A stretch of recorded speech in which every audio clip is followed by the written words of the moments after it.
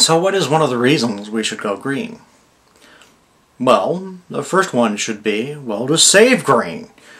A lot of people have this conception that it's expensive to go green, and this is simply ill-informed, let's just say. Now take it that solar panels, wind turbines, there are also other products I'll mention later on that have an upfront cost with them. And that's the issue. You will always be paying for your power. Let's just face it, you'll be paying for your power in some form. Now you can either pay little by little each month to the power company, or you can produce your own power. But that has an associated cost up front, paying with capital.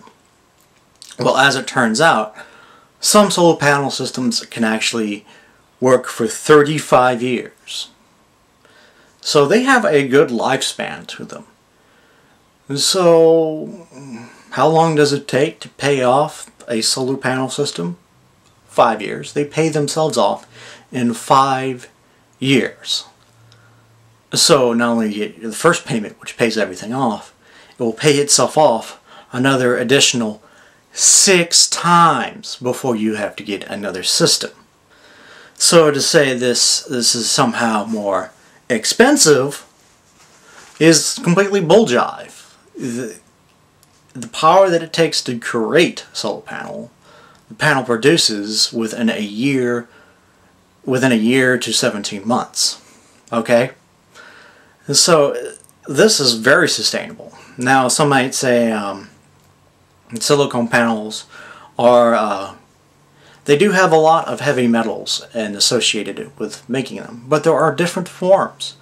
That's just the silicon. We're finding ways of making polymer solar panels that are made from polymers that do produce less energy, but they're also cheaper as well. So there's also very thin panel solar panels that are thin, plastic thin, like a sheet of paper, and they're very cheap, but you can hang them basically anywhere. You can outside your house, so you make electricity quite easily. So these systems do pay themselves off back. Now the associated issues with the pollution is not really there as far as America goes, because most solar power plants are held to the one of the highest standards in America, and they do seek ways to make it better.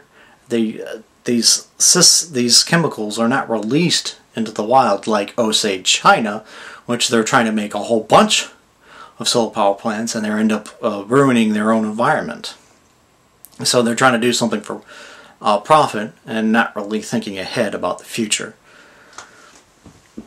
So what other things that we can incorporate that actually make things cheaper? Well, other than producing our own power, is how about saving on the power bill?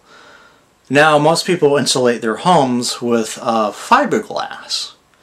Fiberglass insulation. You know that pink stuff that's very itchy if it gets in contact with your skin? Turns out that stuff is actually made with formaldehyde, which is another benefit of being green. It tends to be healthier with other green products. Now, what can you replace this with? Well, how about recycled denim, which costs just about as much, but has no formaldehyde, and has just as much as costs just as much as fiberglass, and is more efficient than fiberglass. It has a higher glass rating. I mean, not glass, a higher insulation rating. So is being green more expensive in this case? No. What about recycled newspapers? Well, it turns out if you treat recycled newspapers with borate, they also make a good insulator. The borate is actually for fire retardant, of course. But that also makes a good insulation because it gets in all the places. It stops airflow. And that is also just about a little more expensive, but not much more than fiberglass. But you're still getting a very high R rating. The only stuff that is green that is more expensive than insulating your house with fiberglass is the foam stuff. The foam stuff can either be made with petroleum or soybean. So you spray that stuff in, it expands. Again, that stops air movement, and that's even that's the highest R rating of all those products. Again, no airflow, and that stuff is turns out to be very dense, very good insulator against the movement of heat and cold. And it's only about twice as expensive. But again, in this situation, you're getting what you pay for. So is it more expensive to go green in this situation? Not at all, and it's something that we all can do in the building or remodeling of our homes. So if you're remodeling your house, you might want to consider a few of these suggestions. Not just investing in a solar panel system or a wind power system, but, you know, finding ways of reducing your heating and cooling bill. Instead of paying $300 a month, how about $300 a year? Just a thought. So, what other reasons could there be to be going green? Well, I also mentioned that the formaldehyde tends to be bad for people's breathing conditions. Well, a lot of low VOC or no VOC paints also improve your health.